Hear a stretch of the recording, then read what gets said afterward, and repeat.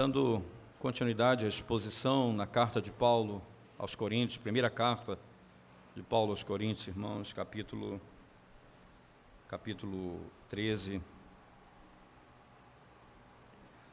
Nós vamos ler dos versículos 4 ao 7, mas hoje eu vou me deter no 4 e 5 e na próxima oportunidade no 6 e 7. Primeira carta de Paulo aos Coríntios, capítulo 13, nós vamos ler dos versos 4 até o verso 7, melhor, até o 7, mas como disse, vamos pôr apenas 2 versos e no próximo mais 2 versos. O amor é paciente, é benigno, o amor não arde em ciúmes, não se ufana, não se ensoberbece, não se conduz inconvenientemente, não procura os seus interesses, não se exaspera, não se ressente do mal. Não se alegra com a injustiça, mas regozija-se com a verdade. Tudo sofre, tudo crê, tudo espera, tudo suporta. Amém. Vamos à presença de Deus mais uma vez em oração, irmãos. Ó Deus santo e verdadeiro, não tem como, Senhor Deus, é impossível ao homem compreender, conhecer a Tua palavra salvificamente sem o Teu Espírito. Não podemos pregar a Tua palavra sem o socorro e auxílio do Teu Espírito.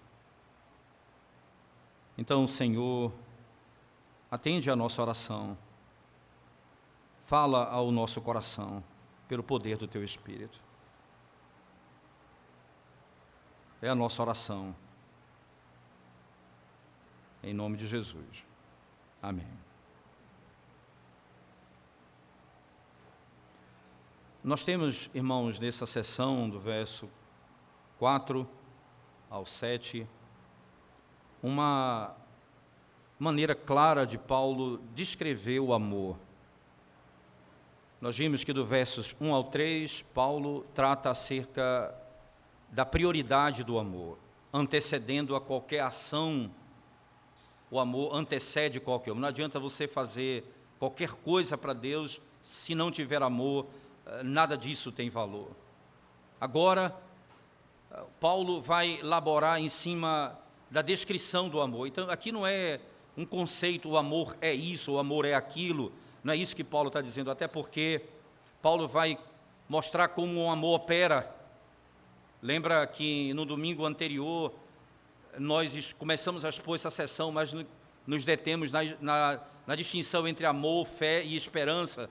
A importância dessa distinção é fundamental e nós lembramos muito bem, e vamos lembrar muito bem, que o amor na realidade é a expansão da fé, ela é o braço da fé. Então é necessário, a fé é o que antecede tudo.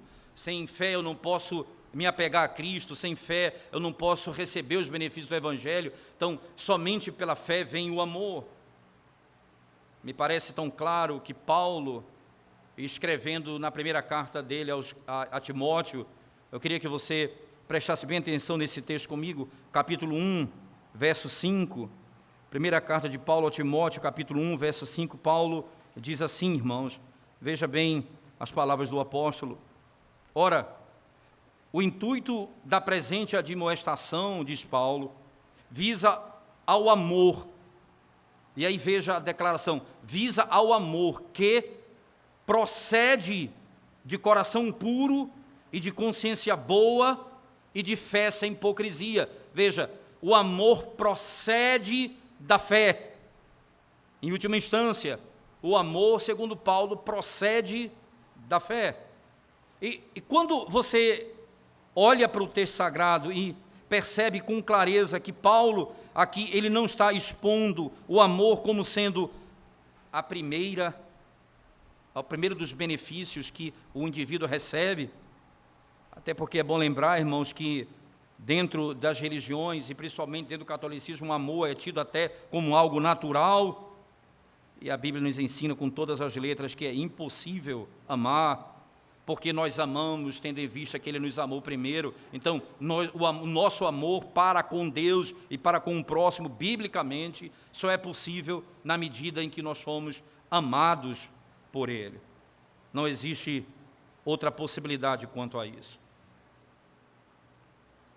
O apóstolo Paulo, escrevendo uma outra carta aos Gálatas, agora particularmente, no capítulo 5, verso 22 em diante, ele vai descrever qual é o fruto do amor.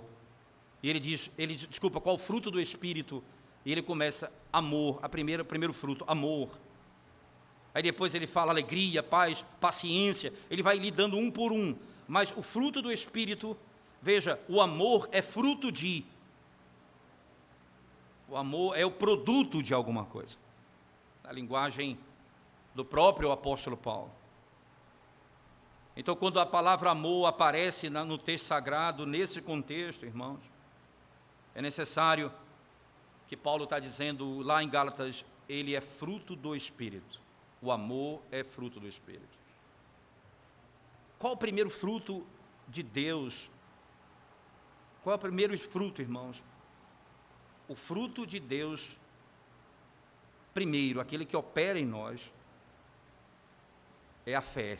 O primeiro fruto é a fé. Então, regeneração. Então, amor. Fé, regeneração e amor. O amor, ele segue a fé. O amor segue a fé. Por quê, irmãos? Porque nós devemos conhecer primeiro que nós somos amados por Deus antes que possamos amar a Deus. Eu preciso primeiro saber que eu sou amado por Ele para que eu possa amá-lo.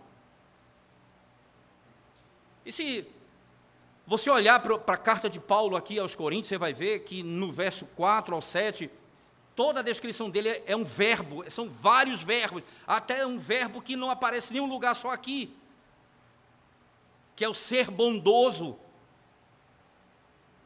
Você tem aqui o adjetivo, você tem o substantivo, bondade, bondoso, bom, mas você não tem esse verbo, é a primeira vez que aparece, é a única vez que Paulo usa esse termo. Porque é necessário que o amor seja descrito como uma ação, um movimento. Não é um mero sentimento, não é a expressão de um mero sentimento. O sentimento que antecede o amor é a fé, e a fé não é um sentimento em última instância. O amor, a fé, ela é operada pelo Espírito em nós, literalmente.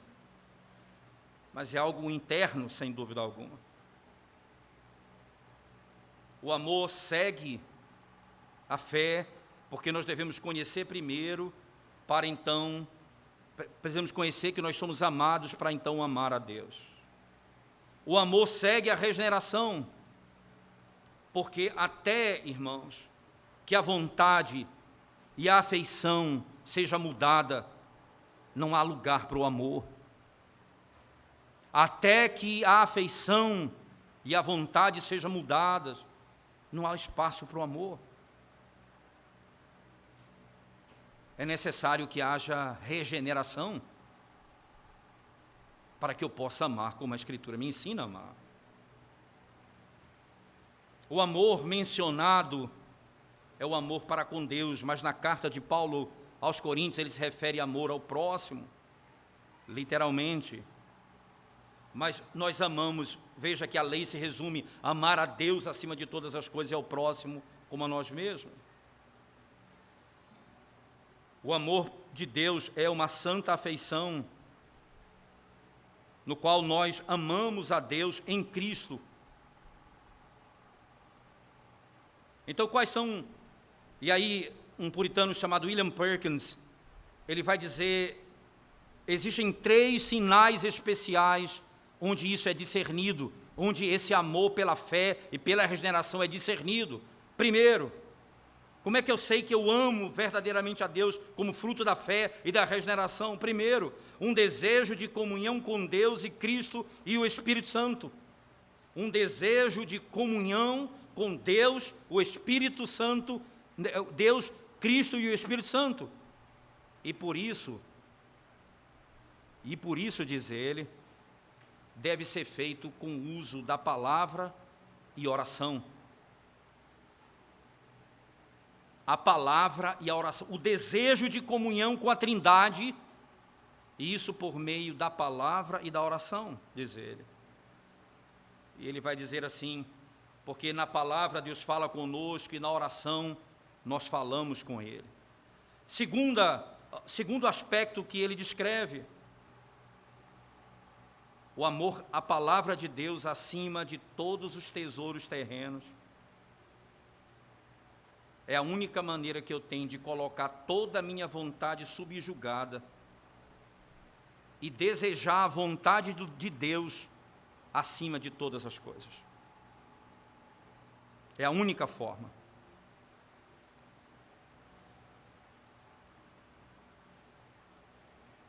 Existem muitas casas, irmãos, muitos lugares onde você vai encontrar muitas coisas na mesa. Você vai ter jogos, brincadeiras, mas a palavra não se vê na mesa de algumas casas. Às vezes nunca é vista. Ele diz, essa é uma marca da necessidade que nós temos e da falta de fato do amor para com Deus. E terceiro aspecto, o amor daqueles que amam a Deus e Cristo. Olha que coisa interessante. São 3 aspectos que esse amor se manifesta. O desejo de comunhão com a Trindade pela palavra e oração. O desejo de conhecer a Deus na palavra, porque somente na palavra é que a minha vontade é subjugada, a minha afeição é subjugada. E terceiro, ele vai dizer, o amor para com eles, aqueles que amam a Deus e amam a Cristo. O amor para com os irmãos. E é nesse aspecto que Paulo está tratando aqui, o amor para com os meus irmãos. Amar ao meu próximo é amá-lo simplesmente no Senhor e pelo Senhor. E por nenhuma outra fonte. E sabe qual é o sinal que João dá desse amor? Ele vai dizer na primeira carta de João, no capítulo 3, filhinhos, não amemos de palavras, mas com a ação, com ato. E é isso que por isso Paulo descreve o amor como a manifestação disso em atos, não apenas em palavras. Eu já disse isso aos irmãos, para minha vergonha, quantas vezes o marido costuma dizer para a esposa que a ama, e gosta de falar de manhã, principalmente quando ele está errado, quando ele está fazendo alguma coisa que não é boa, e ele quer dizer que a ama e tenta acalmar os ânimos, e a esposa diz uma coisa para ele que é fato. Isso é comigo também. Ele diz assim, eu queria que você demonstrasse que me amava, me ajudando na hora de fazer o café, na hora de me ajudar no almoço. Eu queria ver o seu amor aqui. Perfeito. Perfeito. O amor não é descrito por palavras, cartão, é por ação, é por entrega, é por sacrifício.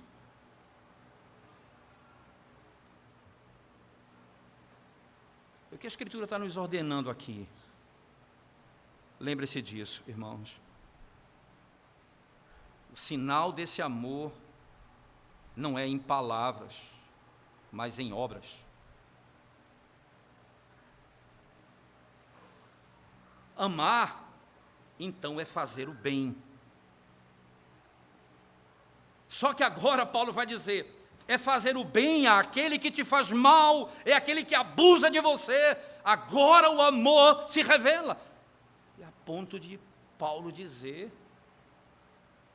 o amor é descrito para com aqueles que me dão prejuízo, que me fizeram mal.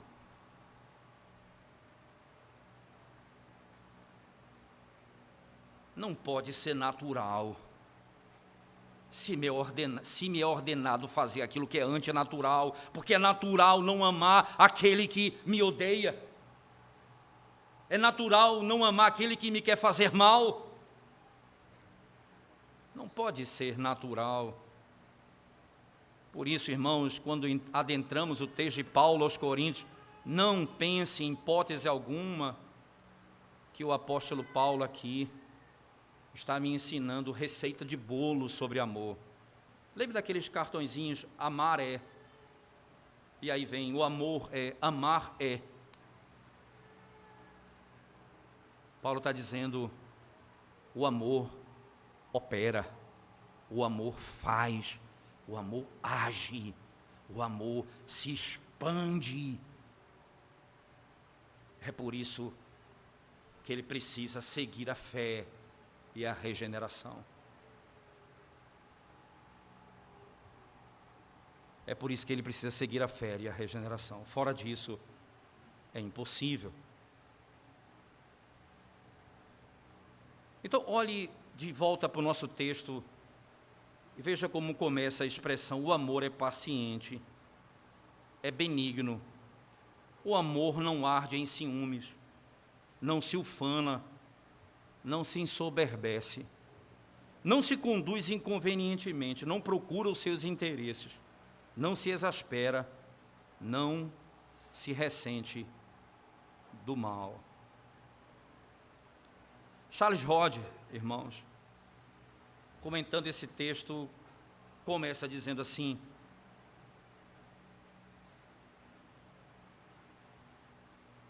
Paulo escreve à igreja de Corinto, tratando dos seus pecados de forma positiva, porque ele já combateu tudo isso diretamente anteriormente. Agora ele vai combater de forma positiva. Charles Hodge diz: eles eram impacientes, não havia contentamento no meio deles, eles eram invejosos, eles eram inflados, soberbos, egoístas, indecorosos, não se preocupavam com os outros, suspeitos, ressentidos, censurando um ao outro.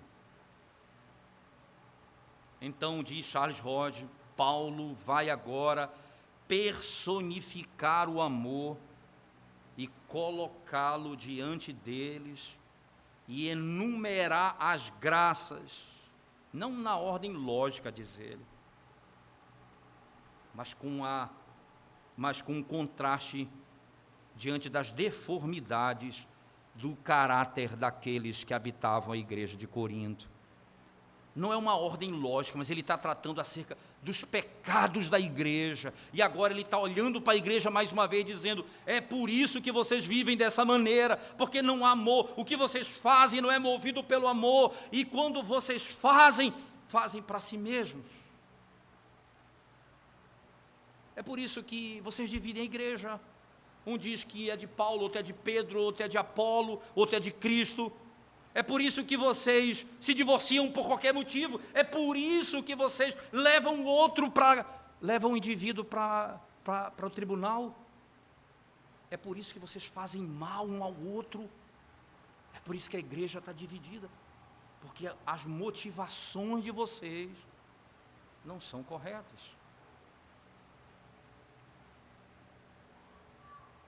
Agora, ele passa a elaborar em cima dessa verdade. E aqui, antes de adentrar passo a passo desses pontos, irmãos, preste atenção nisso, né? João Calvino, comentando esse texto, diz assim: certamente o padrão é Cristo. A mesma coisa vai fazer Kistemacher, num comentário dessa obra, ele vai dizer, de Corinto, ele vai falar exatamente isso. Ele vai dizer: o padrão é Cristo. É Cristo aqui que está sendo espelhado. Porque aquele que é o amor de Deus, veja, porque Deus amou o mundo de tal maneira que deu o seu Filho unigênito, e aquele que veio ao mundo não buscar os seus próprios interesses, aquele que não se ressentia do mal, aquele que perdoava o que lhe fazia mal. Essa é a aplicação direta do texto. O amor é paciente. Então, por favor, a primeira coisa que a gente precisa cortar na exposição desse texto é imaginar que Paulo está me ensinando aqui, a gente vai escrever agora o que é amor. Nada disso está fora do Evangelho, porque é pela fé e regeneração que eu passo a amar a Deus e ao próximo. Logo, não é alguma coisa natural, o amor não pode ser algo natural, é algo operado pelo próprio Deus. Então a paciência tem que ser vista no Evangelho, a benignidade tem que ser vista no Evangelho, né? O amor que não arde em ciúmes tem que ser visto pelo Evangelho. Todos os atos do amor são vistos agora pelo Evangelho. E como é que se dá, irmãos? O amor é paciente, a primeira coisa que ele diz. O que significa isso? O amor pode suportar o mal, o amor pode suportar a injúria, o amor pode suportar a provocação, sem ficar cheio de ressentimento e indignação, ou revanche. O amor é paciente. Ele tem poder sobre as paixões carnais e vai fornecer elementos, irmãos, para que eu possa perseverar com paciência. Como é que eu espero? É paciente em quê? Eu aguardo pela restauração do outro, pela reforma do próximo, pela salvação daquele que me faz mal.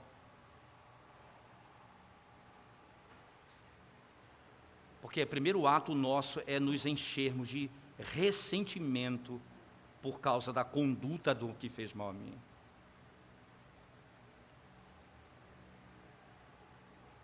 Você já pensou quanto ressentimento no nosso meio? Quanta mágoa no nosso meio? E como nós não esperamos pelo bem do próximo?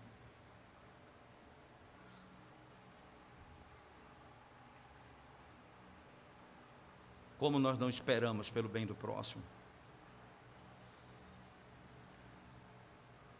Eu vou deixar, irmãos, muitas coisas passar. É interessante isso, porque nessa paciência,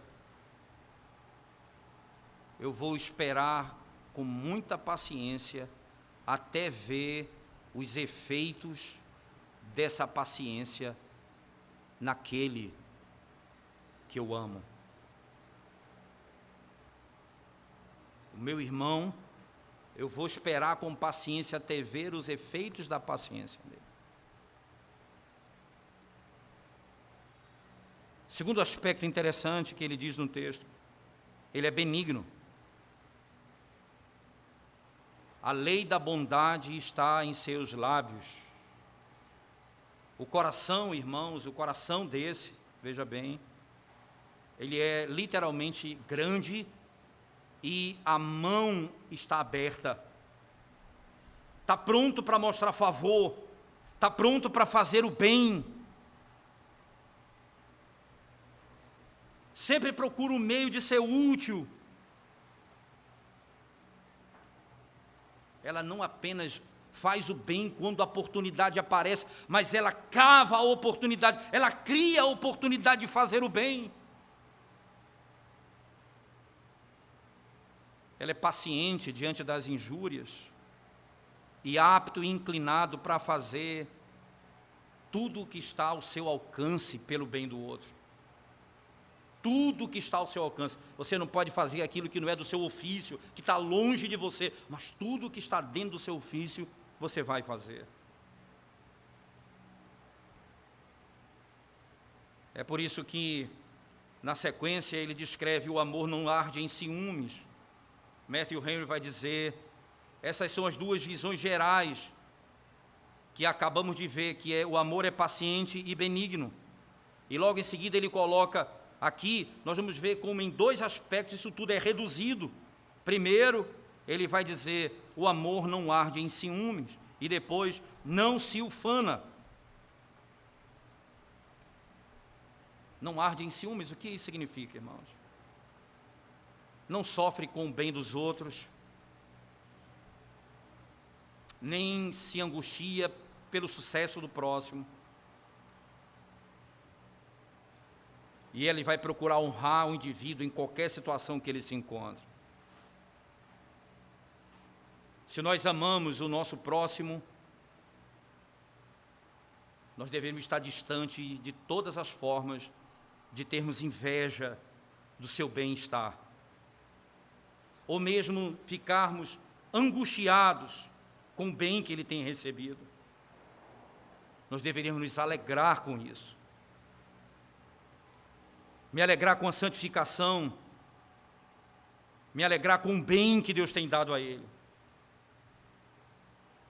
Isso é próprio da natureza como efeito da bondade e da benevolência. Enquanto que a inveja, irmãos, ela é o efeito contrário. Ela quer ver o mal do outro. Caim invejou Abel e o matou. Interessante que a palavra ciúme é traduzida, ciúme e inveja existe diferença, mas a palavra grega é exatamente zelo, é a mesma expressão. E normalmente, por exemplo, Calvino traduz isso na sua obra como inveja, literalmente. E essa inveja que leva à morte, à destruição. E nas palavras de Calvino, Caim invejou Abel e o matou. Os irmãos de José invejaram José e planejaram a sua morte. Eles viam o bem que o pai lhe fazia e o coração deles se encheu de ódio por isso.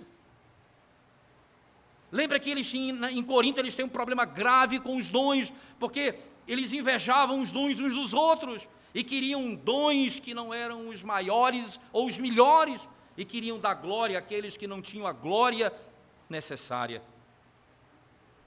como por exemplo o dom de línguas.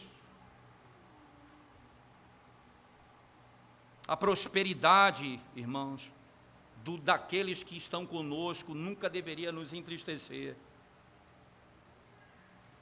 Não deveria causar angústia o bem que Deus tem feito ao que está ao nosso lado. Coração não pode arder dessa maneira. Eu preciso combater isso dentro do meu coração. O amor não arde em ciúmes. O amor, irmãos, ele não se ufana. Interessante essa expressão, não é? Não se ensoberbece, ele não é soberbo, ele não tem a vanglória, ele não fala de si mesmo, ele não estabelece um padrão sobre si mesmo, maior do que os outros, ele não se coloca acima dos outros, ele não traz para si a honra que não é dele, o poder ou respeito que não pertence a ele.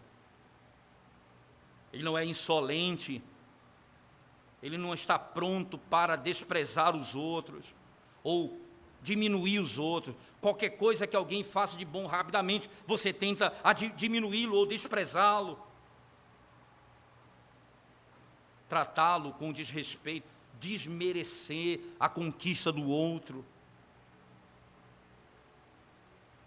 Aqueles que são animados pelo princípio do verdadeiro amor cristão preferirão em honra um ao outro, literalmente. Eles não vão fazer nada por meio de espírito de divisão ou vanglória. Eles não viverão dessa maneira. Eles vão considerar os outros superiores a si mesmos. Eles não vão fazer nada visando o seu próprio bem. Calvino nos alerta nesse texto a um perigo de imaginar que de alguma forma alguém possa dizer: Paulo não está preocupado com o modo como eu devo cuidar da minha vida, não devo cuidar da minha vida, só da dos outros.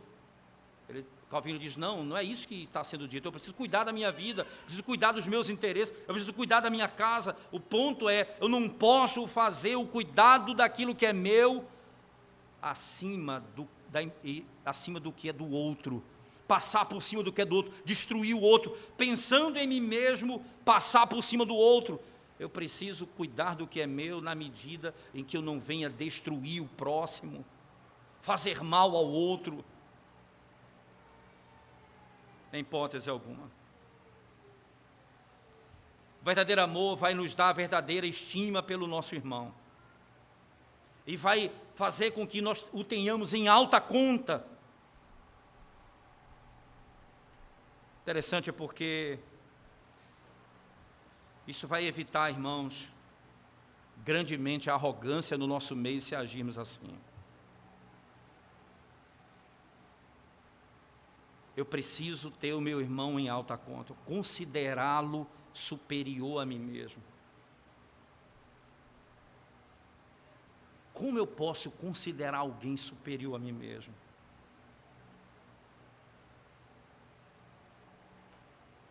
Isso só pode acontecer, irmãos, se pela fé, regenerados, nós amamos porque Deus em Cristo nos amou. Literalmente, Deus em Cristo nos amou. Deus abomina tais coisas. Segundo aspecto ainda, na sequência do texto, ele diz assim, ufana, né? Não se ensoberbece, não se conduz inconvenientemente. Não procura os seus, não se conduz inconvenientemente, não procura os seus interesses, não se exaspera e não se ressente do mal. Não se conduz inconvenientemente. Não faz nada de modo indecoroso. Nada, irmãos, que seja vil em relação ao outro. Ele não faz nada fora do lugar ou fora do tempo. Mas ele lida com as pessoas como elas fossem da mesma situação deles, na mesma dignidade deles, com reverência e respeito para com os superiores, bondade e condescendência para com os inferiores, cortesia e boa vontade para com todos os homens. Lembra que Paulo, instruindo um dos pastores que ele deixou nas igrejas, como cuidar dos mais velhos? Falem com o mais velho como se fosse seu pai, a mulher mais velha como se fosse sua mãe, a da mesma idade como seu irmão. Trate todas as pessoas com dignidade. Não se porte de modo inconveniente, não se conduza inconvenientemente.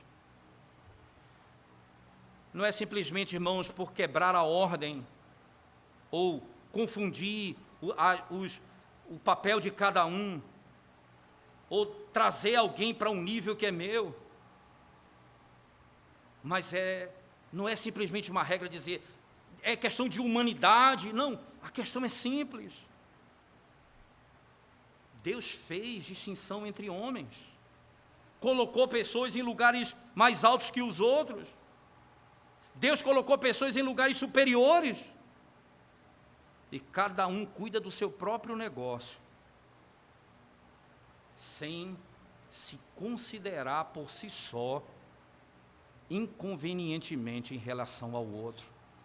Mesmo Deus tendo me colocado na posição que me colocou, eu trato o outro da maneira como é necessário, porque isso revela o quanto eu amo a Deus, amando ao meu próximo.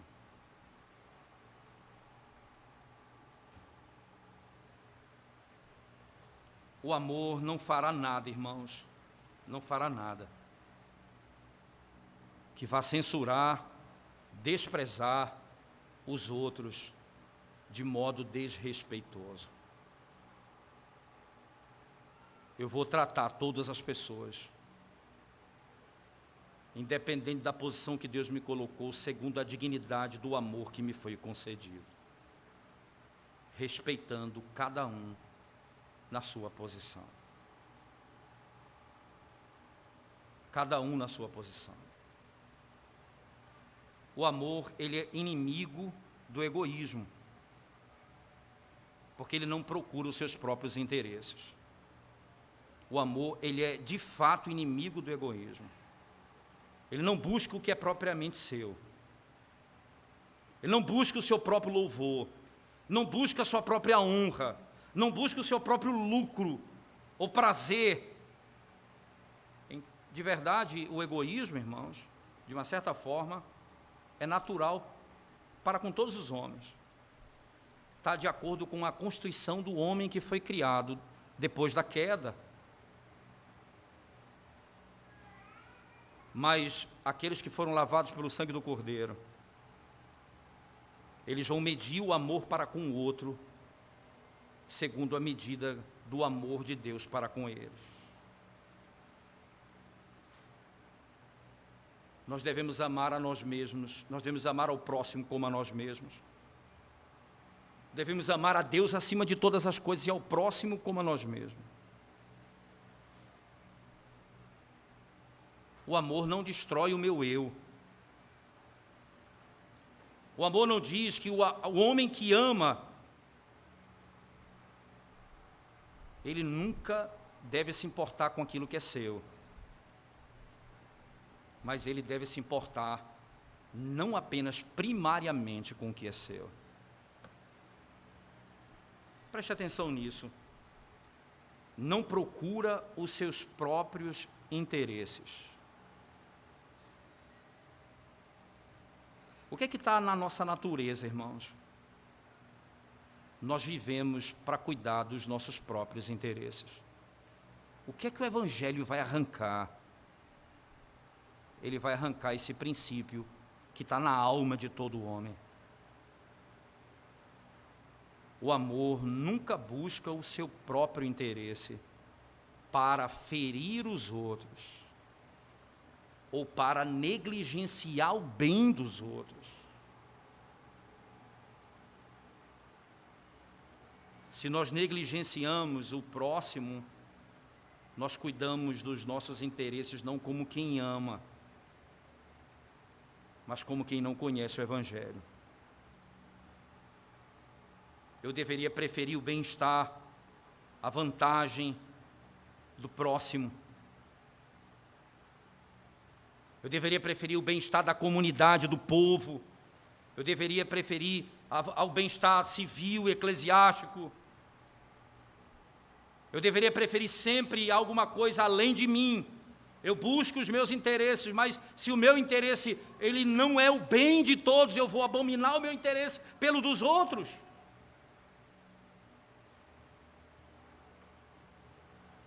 Preste atenção nas palavras de Matthew Henry. Nós não deveremos gratificar a nós mesmos ao custo e ao dano do público. Nós não deveremos nos gratificar a nós mesmos, custando o bem público.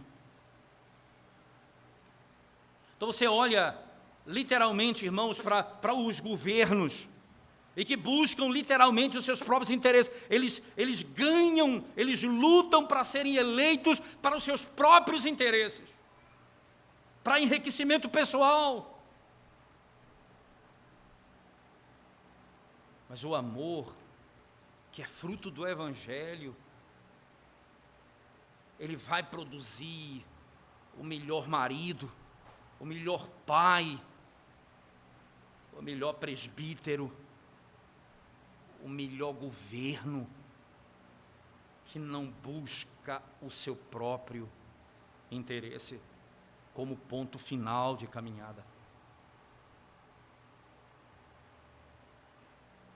O amor vai restringir as paixões. O texto diz assim: não se exaspera.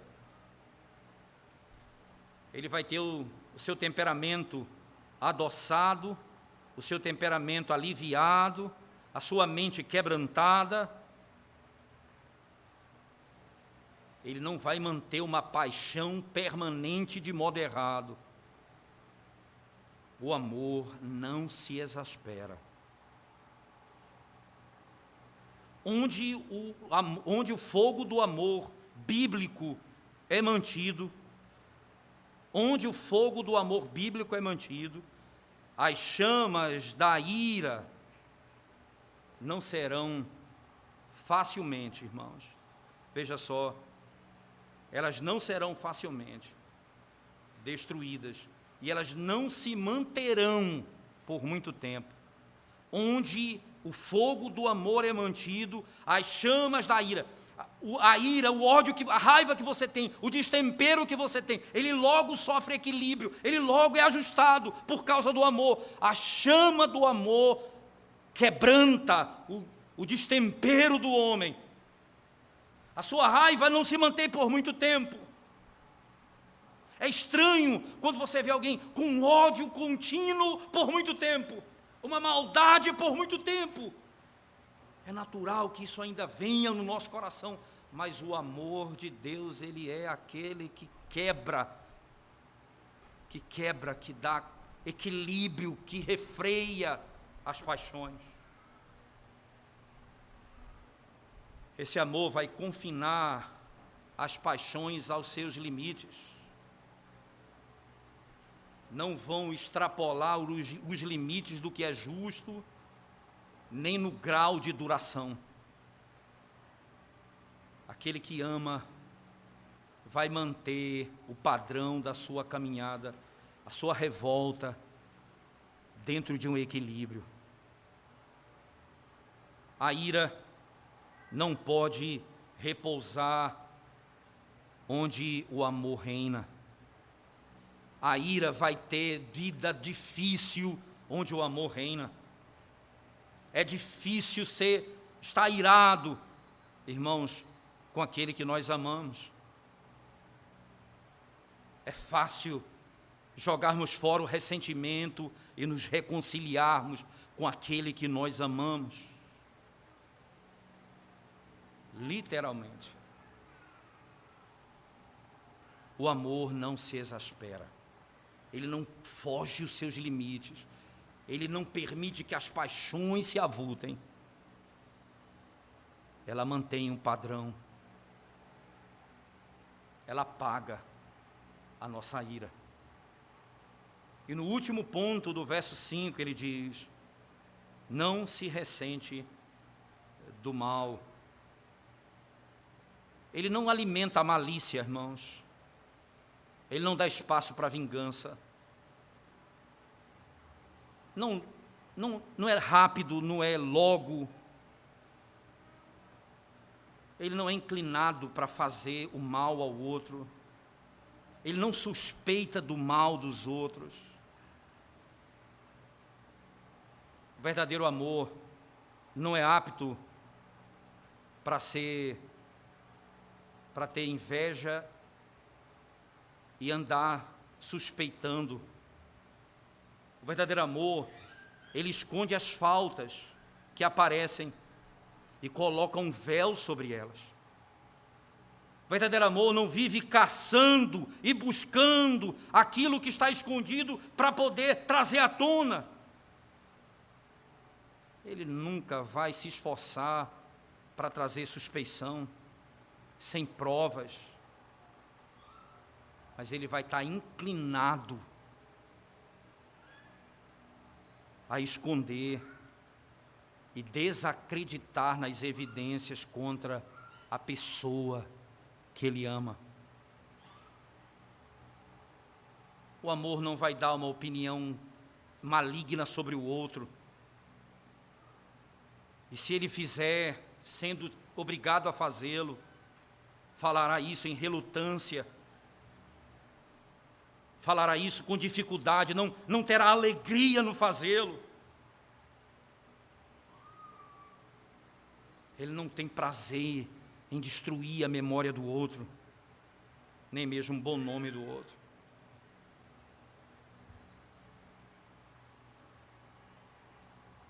Esse amor, ele vai colocar a melhor face, o melhor rosto que ele pode, diante das circunstâncias que não tem a melhor aparência. Ele vai fazer com que aquilo que não é tão bonito pareça não tão feio assim. O amor não se ressente do mal.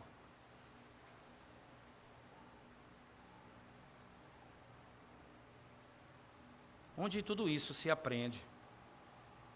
Deixa eu encerrar com vocês, lendo, por favor, Filipenses, capítulo 2, texto que já citamos, mas agora nós vamos ler, por favor, Filipenses 2. Essa não era uma preocupação de Paulo apenas na igreja de Corinto, era uma preocupação de Paulo com a igreja. E ele escreve aos Filipenses um pouco no mesmo tom. E ele diz assim, Paulo: se há, pois, alguma exortação em Cristo, alguma consolação de amor, alguma comunhão de espírito, se há entranhados afetos e misericórdia, completai a minha alegria, de modo que penseis a mesma coisa, tenhais o mesmo amor, sejais unidos de alma, tendo o mesmo sentimento. Nada façais por partidarismo ou vanglória, mas por humildade, considerando cada um os outros superiores a si mesmo. Não tenha cada um em vista o que é propriamente seu, senão também cada qual o que é dos outros. Seria um mero conselho moral. É por isso que eu gastei um tempinho, domingo anterior e esse domingo, para que vocês não pensem no amor como sendo simplesmente algo moral, mas fruto da fé e da regeneração. Paulo também não vai se deixar levar para a possibilidade de você lê-lo de modo enganoso. Verso 5, ele vai dizer qual o fundamento disso tudo. Tende em vós o mesmo sentimento que houve também em Cristo Jesus. Pois ele, subsistindo em forma de Deus, não julgou como usurpação ser igual a Deus. Antes a si mesmo se esvaziou, assumindo a forma de servo, tornando-se em semelhança de homens, e reconhecido em figura humana, a si mesmo se humilhou, tornando-se obediente até a morte e morte de cruz. Pelo que também Deus o exaltou sobremaneira, e lhe deu o nome que está acima de todo nome, para que ao nome de Jesus se dobre todo o joelho, nos céus, na terra, debaixo da terra, e toda a língua confesse que Jesus Cristo é Senhor, para a glória de Deus Pai.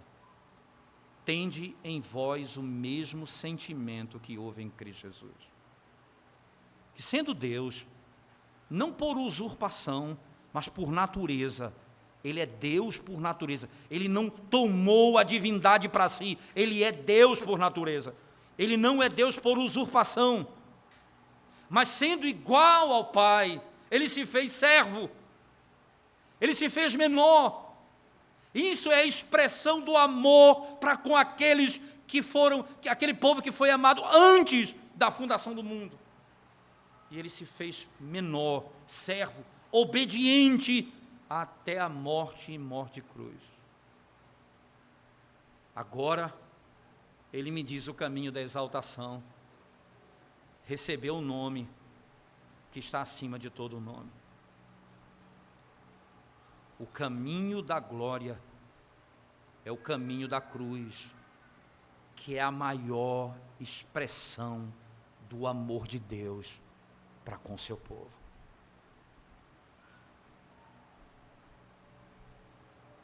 O amor é sacrificial. O amor é não viver para si mesmo. Eu só posso fazer isso pelo poder do Espírito que procede do Pai e do Filho e que habita em nós.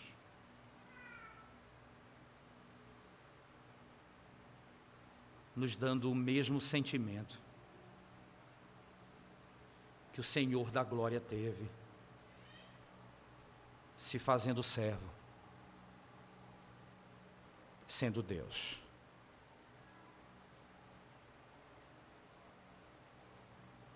É aqui que eu vou aprender sobre o amor. É aqui que eu vou aprender a viver de acordo com tudo isso que foi dito aqui. É aqui que eu sei que o amor é paciente, que é benigno, não arde em ciúmes, não se ufana, não se ensoberbece, não se conduz inconvenientemente, não procura os seus próprios interesses, não se exaspera e não se ressente do mal. É em Cristo que eu vou aprender a amar. Vamos curvar nossa cabeça e vamos orar ao Senhor. Senhor Deus de toda glória, nós bendizemos o Teu nome, porque somos desafiados a viver a vida não conforme a nossa natureza caída, mas conforme o Evangelho de Cristo. Pelo Teu Espírito, ó Deus, muda a nossa vida, muda o nosso coração, transforma a nossa alma. Quanto pecado foi desvendado hoje, no meu coração, na minha alma. Quanta maldade foi revelada no meu pensamento, pela Tua palavra. Opera, Senhor, no coração da Tua igreja. Perdoa o nosso pecado, muda a nossa sorte, restaura a nossa vida. Para o louvor da Tua glória nós clamamos, Senhor, para que o amor de Deus seja conhecido em nosso meio, no modo como amamos uns aos outros. Em nome de Jesus. Amém, Senhor Deus.